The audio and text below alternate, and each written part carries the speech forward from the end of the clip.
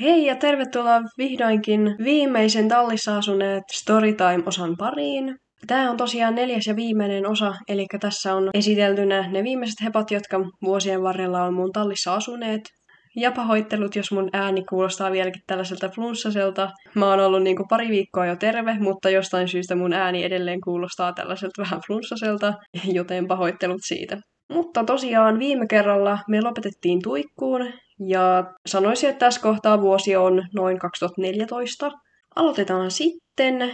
Ensimmäisenä tälle videolle tulisi tällainen Zebra Cherokee. Mulla on asunut tallissa 2 Zebraa, jotka on molemmat ollut mun oma tekemiä. Ja tää oli sitten ensimmäinen niistä, tällainen ruskearaidallinen Cherokee. Ja sen kohtalo on vähän surullinen, koska jonain leirikesänä mä olin jutellut enemmän yhden leiriläisen kanssa jo niin kuin ennen leiriä. En nyt ihan sanoisi, että me oltiin kavereita, mutta niin kuin sellaisia tuttuja kuitenkin, jotta hän ei kuitenkaan ollut ihan täysin randomi mulle. Ja hän sitten tuli leirille ja oltiin puhuttu, että se haluaisi ostaa Cherokeen, koska olin justiin miettinyt sen myymistä. No siinä leirin aikana sitten hän teki sen lopullisen ostopäätöksen, ja muistaakseni hänellä ei ollut tarpeeksi rahaa leirillä, mutta muistaakseni hän kuitenkin maksoi jo osan Cherokeesta, jonkun ihan pienen osan. Ja sitten annon kuitenkin leirin jälkeen Cherokeen varusteineen hänelle matkaan, että maksaa sitten, olikohan se, että ensi viikolla sovittiin, että hänellä on taas rahaa ja pystyy sitten maksamaan loppusumman. Mutta niinhän siinä sitten kävi, että mä en ikinä saanut maksua tai niitä loppuja rahoja Cherokeesta. Elikkä tää ihminen oikeastaan aika lailla katosi ja lakkas vastailemasta mun viesteihin heti sen leirin jälkeen. Elikkä otti hevosen ja ei maksanut loppuja. No mä tiedän, että tällä ihmisellä oli tosi vaikea elämäntilanne ja hän sen tunnustikin sitten jonkun ehkä puolen vuoden päästä mulle, joten mä sit annoin asian olla, tai mä jaksanut enää edelleen jankata, että koska ehdit maksaa ja pystykö maksamaan tai pystykö palauttaa sen hevosen tai jotain tällaista. Kun mä tiesin, että mä en ikinä niitä rahoja tuu saamaan, enkä sitten tätä hevosta takaisin tai Zebraa. Niin tässä tällainen hyvä opetus kaikille, että älkää ikinä antako tai lähettäkö jotain teidän myymää hevosta tai ihan mitä tahansa muuta ennen kuin te olette saaneet koko maksun siitä. Vaikka te tuntisitte sen henkilön ja vaikka se olisi jopa teidän kaveri, niin aina maksu ensin. Joten vähän tällainen surullinen kohtalo Cherokeelle. Seuraavana mun listalla sitten tuli Spectre, tällainen mun oma tekemä vuonisminiponi. Spectre asuki mulla aika kauan tallissa, tietysti maskottina, kun se oli liian pieni ratsastamiseen. Sitten oli tällainen ostoheppa Dice, vähän pienempi kokoinen, ja ostin sen lähinnä leirihepaksi. Se ei ihan hirveän kauan mulla ollut, mutta kuitenkin ratsastelin sillä jonkin verran, ja jopa taisin tehdä sillä jotain omia varusteita. Ja pakko sanoa, että nämä hepat ei todellakaan ole oikeassa järjestyksessä enää, koska tämä seuraava heppa, Captain Hook, on mun muistin mukaan ollut mun tallissa jo paljon aikaisemmin kuin mitä nämä muut hepat tässä, mutta mun on ihan mahdoton nyt laittaa näitä millään tapaa oikeaan järjestykseen, että mikä heppa on tullut minkäkin jälkeen. Joten nämä on nyt suunnilleen sinne päin. Ollaan ehkä vuodessa 2014. Eli tämä Captain Hook on tehty yhdestä mun vanhasta kepparista. Se oli sellainen nimetön karvakangasheppa, joka oli mulla aika harrastuksen alussa. Se oli muistaakseni siinä ykkösosalla jo, mutta laitan tähän vielä kuvan, että mistä tämä Captain Hook on tehty. Ja tämä tosiaan asui aika kauan mun tallissa. Vähän niin kuin Michelle, tokikaan ei nyt ihan niin kauaa, koska Captain Hook ei kuitenkaan ollut tässä muodossa niitä alkuperäisiä heppoja. Ja yksi pessujuttu vielä tästä hepasta, niin mä tein sille tollasen niin sanotun keskiaikaisen setin pääpanssarilla. Eli se oli tällainen NS-ritariheppa. Captain Hook oli loppuajan oikeastaan, mitä se mulla oli, niin keskityin sellaisen keskiaikaisratsastukseen sillä. Ja sitten mulla oli jossain kohtaa tollainen mun tekemä pitkäharjainen tamma Katniss. Siitä nyt ei ihan hirveästi ole kerrottavaa, sekään ei kovin kauan ollut mun tallissa.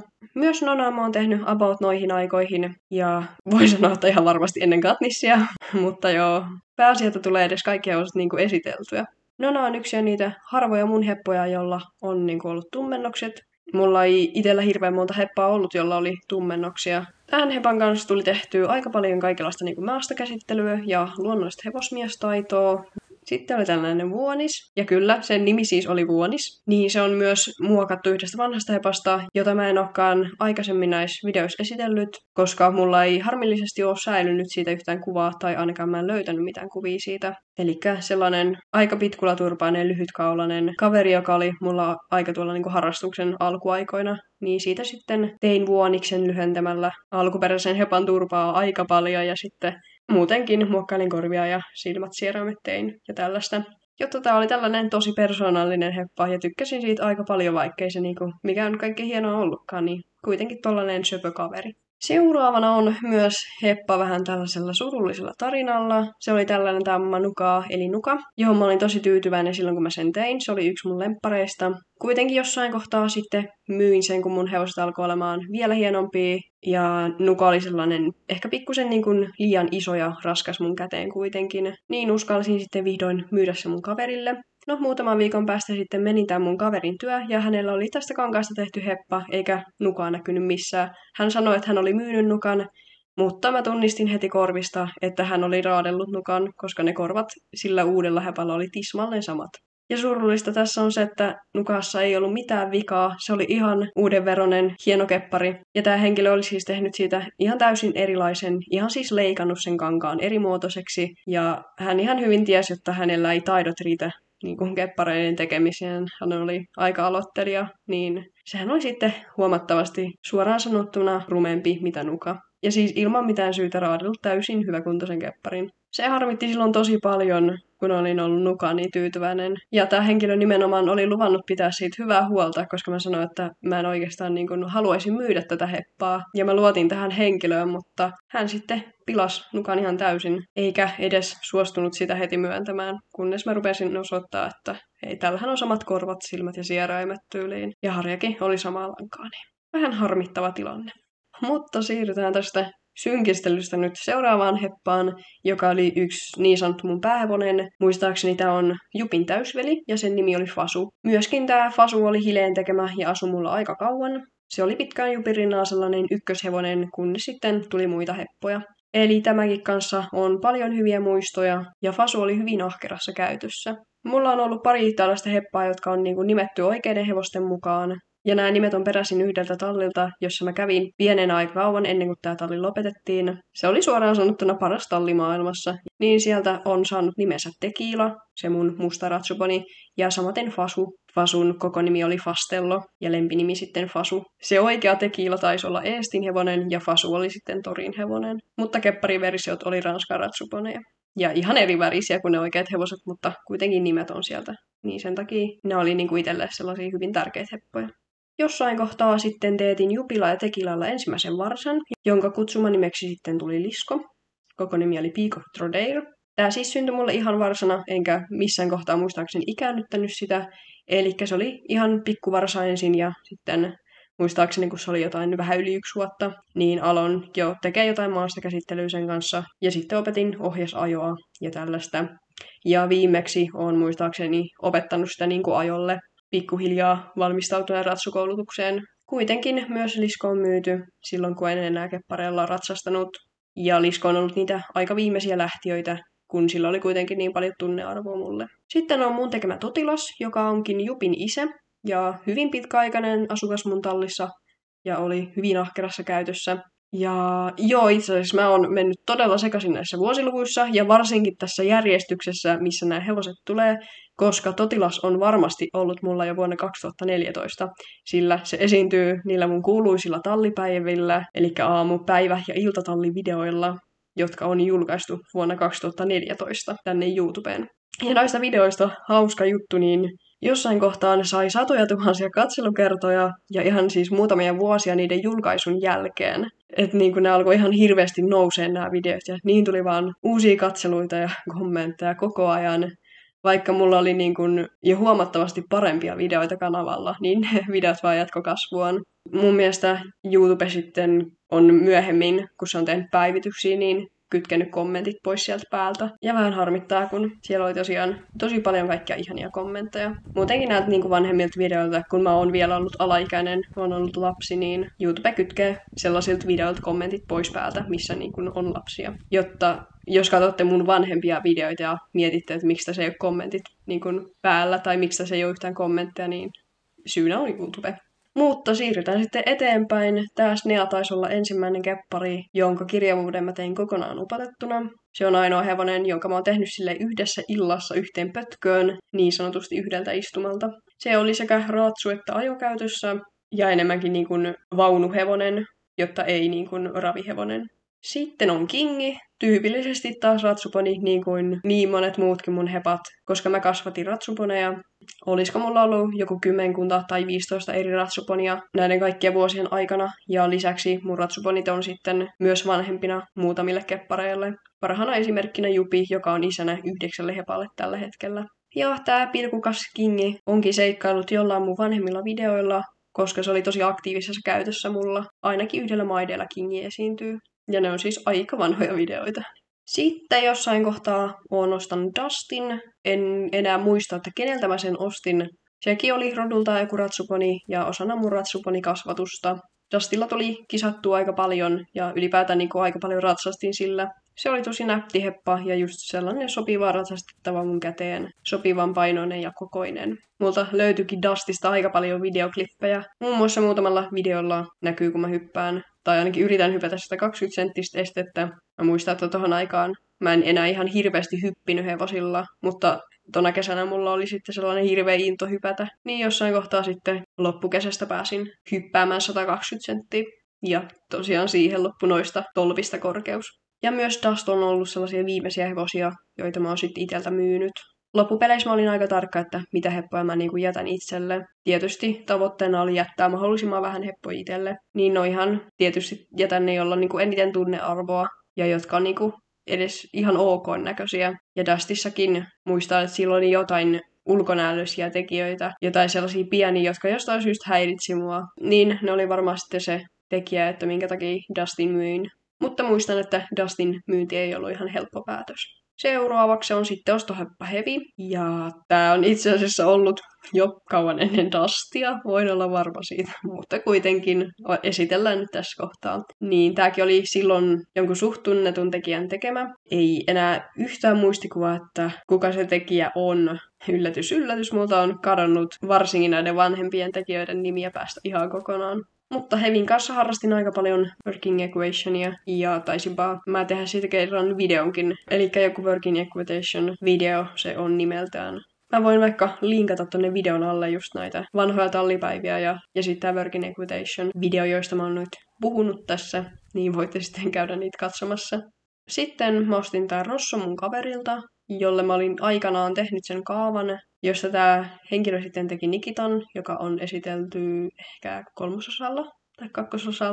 Ja Rosso oli sitten myös hänen tekemään sillä kaavalla. Ja muistaakseni Rosso oli sellainen vähän niin kuin heräteostos, että mä olin tämän kaverin työnä. Ja sitten hän piti joku ihan niin kuin leikkimieliset kisat siinä, ja taisin kisata jonkun luokan Rossolla. Ja sitten hän halusi sen ihan hirveästi mulle myydä, ja mä olin silleen, no miksipäs ei niin. Mutta eihän se ihan hirveän kauan mulla sitten asunut, jotta myin sen sitten eteenpäin.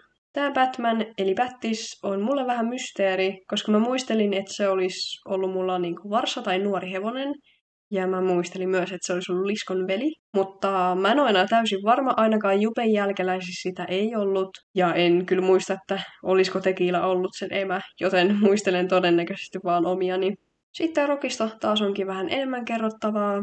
Jonain leirikesänä Rokin silloinen omistaja oli mun leirillä Rokin kanssa.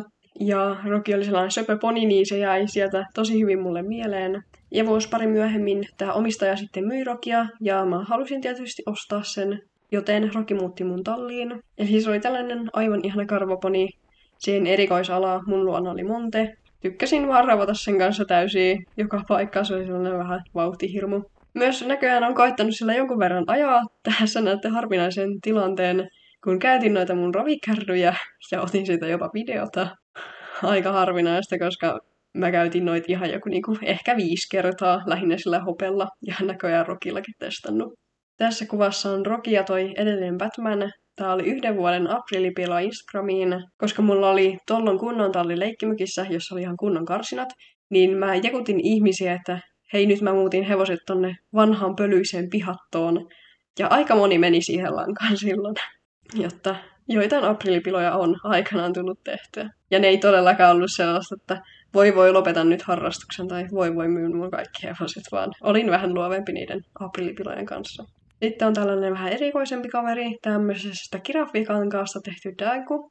Tämän yksilön mä tein mun alkuperäisellä Näin teen keppihevosen videolla, joka ei ole tutoriaali, mutta se on kuitenkin niin kuin sellainen timelapse-video, jossa mä näytän, kun mä teen keppihevosen.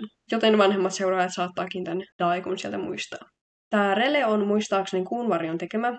Releistä ei ole hirveästi kerrottavaa. Kyllä mä sillä ratsastelin, mutta se ei kuitenkaan ollut sellainen lemppariheppa. Seuraava heppa onkin sitten oikea nimihirviö, nimittäin sen koko nimi oli muistaakseni Red Charming Badgerface Demon, kutsumanimi The Affair, ja kutsumanimi oli televisiosarjan mukaan, ja koko nimi oli inspiroitu tästä ulkonäöstä. Ja myös tämä Affair on ollut aika viimeisiä heppaa, mitä on myynyt pois mun tallista. Ei tokikaan ihan niitä viimeisiä. Mutta kuitenkin mä muistan, että mä oon käynyt sillä ainakin kerran ratsastamassa pelkästään ottaakseni kuvia ja varmaan jotain videoklippejä, kun mä olin jo virallisesti lopettanut keppareilla ratsastamisen. Mutta eteenpäin, tämä ostoheppa Eetu oli jo kauemman kiikarissa. Ja kun mun tuttu sitten vihdoin myi sitä, niin tietysti mä ostin sen. Tämä oli jo aikaisemmin sovittu sen edellisen omistajan kanssa, että tämä on Jupin puoliveli, eli sen isä on totilas, mutta emä on eri kuin Jupilla. Koska tässä oli aika paljon samaa näköä ja varsinkin toi ilme on tollainen suht samanlainen mikä Jupilla, niin tämä oli sitten Jupin puoliveli. Sitten on mun ainut raraheppa, jonka taisin ostaa sieltä Suomen keppihevosfoorumilta aikanaan, tokikaan en suoraan Maikkenilta. Mutta se oli tällainen ihan pieni pikkuruinen ponitamma Shasha. Ja Shashassa oli tosi häiritsevää se, että sen karva meni ylöspäin, joten jos sitä halusi silittää, niin piti silittää niin sanotusti vastakarvaan, koska muuten se karva kääntyi väärinpäin. Ja Shashasu mulla on myös useamman vuoden, ja mä ratsastin sillä yllättävän paljon verrattuna siihen, että se oli mulle niin kuin ihan liian pieni ja kevyt hevonen. Viimeisimpiä keppareita, joita mä oon itselle ostanut, niin on Tiikeri. Se tuli KHT Katajalta ja taitaa olla kallein keppari, jonka mä oon ostanut. Olisiko hinta ollut peräti 50 tai 55 € postikuluvineen. Mutta mä muistan, että se oli just sitä aikaa, kun keppareiden hinnat alkoi nousemaan. Eli periaatteessa toi oli tosi halpa siihen aikaan. Se onkin yksi syy, miksi mä Tiikerin sit ostin. Ja se oli tosi tärkeä heppa mulle ja mä ajattelin hyvin pitkään, että mä en tule sitä myymään, mutta toisin kuitenkin kävi. Ratkaiseva tekijä taisi olla, että en ihan hirveästi tykännyt tuosta Tiikerin kankaasta, niin siksi sitten sen aikanaan myin. Sitten on tällainen toinen zebra, joka mun tallis on asunut, tosiaan itse tekemä. Tämän piti alun perin olla myytävä, mutta jätinkin sen sitten hetkeksi talliin. Mä en muistaakseni edes antanut sille ikinä nimeä, vaan kutsuttiin sitä vaan zebraksi. Se oli käytössä ainakin yhden leirikisän. Sitten oli 2 samasta kankaasta tehtyä tammaa, Uni ja Nala. Nalan piti olla alun perin myytävä, ja Uni taas oli mun K-pop-faniheppa. Voi sitä aikaa, kun K-pop oli vielä hyvää, ja kukaan ei tiennyt siitä. Tiedättekö, nyt kaikki kuuntelee K-popia. Fanitin silloin sellaisia bändejä kuin Big Bang ja BTS, ja tässä Unissa onkin molempien bändien niin kaikkia tällaisia logoja sun muita, ja samaten sitten se varusteissa oli. Eli joo, oon kuunnellut K-popia joskus, mitähän mä sanoisin, 2015-16 vuosina, mutta Uni oli tällainen mun K-pop-faniheppa silloin.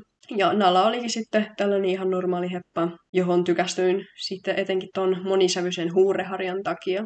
Seuraavan hepan mä muistinkin sitten vasta tätä videota editoidessa, eli ihan hetken aikaa mun tallis asui tällainen Chiaron huureyö, eli huure-niminen suokki.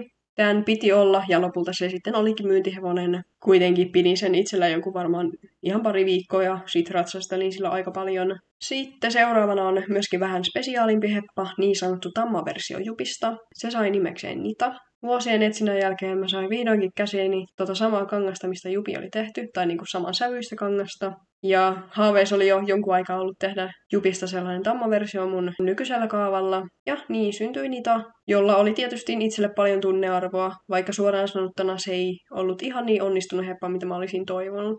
Mun olisi ehkä pitänyt odottaa hetki, että mun käsiala vähän kehittyy ja olisin saanut tehtyä vielä paremman kaavan. Sitten lisää spessuhevosia, tällainen jokeri. Mä olin ihan kaukussa Suicide Squad-leffaan, tai no oikeastaan enemmänkin jokeria Harleihin, enkä niinkään siihen leffaan. Eli se tuli tosiaan noihin aikoihin ulos se leffa. Niin totta kai mun sitten täytyy saada oma jokeriaiheinen heppa, joten sellaisen tein. Harvinainen velvoaheppa mun tallissa. Mulla ei kovin montaa velvoahevosta ollut. Seuraavana Nadia, tällainen päistä rikkokirjava ratsuponi, myöskin osana mun ratsuponikasvatusta. Ehkäpä niinku erikoisin väritys, mitä mä oon omalle hepalle tehnyt. Tää oli tällaista vähän testailua. Ja muistaakseni Nadia on toiseksi viimeinen hevonen, jonka mä olen itseltäni myynyt. Seuraavaksi on tällainen Pate. Tää on jo aikaa, jolla mä en oikeastaan ratsastanut keppareilla, muuta kuin sitten joskus kavereiden kanssa. Mut kuitenkin mä ostin tän KHT Delightilta ja pidin sen sitten ihan mun tallissa jonkun aikaa. Myös tää ihan pieni keppari Obsession nimeltään oli muistaakseni joku lahja KHT Delightilta. Oltiin tosiaan hyviä kavereita siihen aikaan. Tää oli kiva maskotti, mutta valitettavasti mulla ei tollaan pysynyt hirveän kauan hepat tallissa, kun en enää ratsastellut. Ja mulla ei silleen ollut niinku käyttöä keppareille. Toiseksi viimeinen keppari, minkä mä oon ostanut, oli nipsu. Ja se on myös jo toinen nipsu, joka mun tallissa asuu. Eli ensimmäinen oli se sellainen musta settis. Ja tässä on ihan viimeisiä klippejä musta ratsastamassa. Tää on vuonna 2017, kun mä olin täyttänyt jo 18. Taisi olla ainoa kerta tuna vuonna, kun mä ratsastin. 2017 mä en ratsastanut muuta kuin muistaakseni tämän yhden kerran nipsulla. Nipsusta päästäänkin sitten viimeiseen hevoseen, jonka mä oon itselleni ostanut. Ja tulee varmaan olemaan viimeinen. Ja se on Soaker. Tarkoituksena oli, että Soaker jäisi pysyvästi mun talliin, kuten Jupi, Poju ja Tuikku on jäänyt. Ja se olikin mulla aika pitkään se 4. keppari, joka mulla sitten oli. Kuitenkin mä sit koin tarpeettomaksi pitää 4 kepparia itsellä, kun ei mulla ollut niille mitään käyttöä, joten Soaker sitten sai lähteä. Ja sitten päästäänkin ihan viimeiseen uusimpaan hevoseen, joka oli mun tallissa. Tää on niin kuin se, joka on tullut viimeisenä, mutta lähtenyt toki ennen muita. Tää asui mun tallissa ehkä joku noin kuukauden ajan, ja sen nimi oli Shiba Inu, muistaakseni myös osana mun ratsuponikasvatusta. Alun perin sen piti olla myytävä, mutta sitten jäikin mun talliin hetkeksi just osaksi ratsuponikasvatusta, ja jostain syystä tykästyin sen ulkonäköön. Mutta en sit kuitenkaan kiintynyt siihen, niin sitten aika pian myin sen. Ja siinä oli nyt tosiaan kaikki näinä 20 vuoden aikana mulla itsellä olleet hevoset. Eli nämä on niitä hevosia, jotka oli mun omia ja asui mun tallissa. Eli aika huikea määrä. Mulla on ollut erilaisia keppareita. Ja loppusummaksi mä sain 125 hevosta, joista 35 viimeistä oli tässä osassa. Hyvin mahdollista on, että joitain heppoja mä oon unohtanut ihan tyystin, koska tällekin videolle oli ainakin 3 sellaista heppaa, jotka mä muistin vasta tätä käsikirjoitusta tehdessä ja selaillessa noita vanhoja kuvia. Että ai niin, mullahan on ollut tämäkin heppa. Jotta mulla on ollut vähintään 125 keppihevosta. Voi olla enemmänkin. En usko, että on hirveän monta unohtanut, mutta varmasti joitain. Olisi mielenkiintoista tietää, että montaks heppaa teillä on ollut yhteensä teidän harrastuksen aikana, ja montaks heppaa teillä on tällä hetkellä. Mulla on 3 heppaa, Jupi, Poju ja Tuikku. Nyt kun ollaan saatu nämä tallissa asuneet storytimeit taputeltua loppuun, niin mä tarvisin ideoita, että mistä aiheista mä tekisin tällaisia storytimeja, eli niin sanottuja tarinatuokioita seuraavaksi. Eli jos teillä on jotain ideoita tai aiheita, niin kertokaa ihmeessä. Ja ylipäätään, jos on joitain muita videoehdotuksia tai ideoita, niin ilman muuta kertokaa niitä. Kiitos ihan tosi paljon kaikille tähän sarjaa seuranneille. Olisi kiva tietää, jos näissä hepoissa oli joitain sellaisia, mitä te muistatte esimerkiksi mun vanhemmilta videoilta tai esimerkiksi blogista. Mulla itsellä on tosiaan 3 heppaa, Jupi, Poju ja Tuikku, mutta muita keppareita mulla ei enää ole moneen vuoteen ollut. Enkä todennäköisesti tuu itselle enää tekemään tai ostamaan lisää heppoja tulevaisuudessa. Mutta jätä storytime ja muitakin videoehdotuksia kommentteihin. Muista tykätä videosta ja tilaa ihmeessä mun kanava. Mutta tosiaan tosi paljon kiitoksia katsomisesta ja ei muuta kuin ensi kertaan. Moi moi!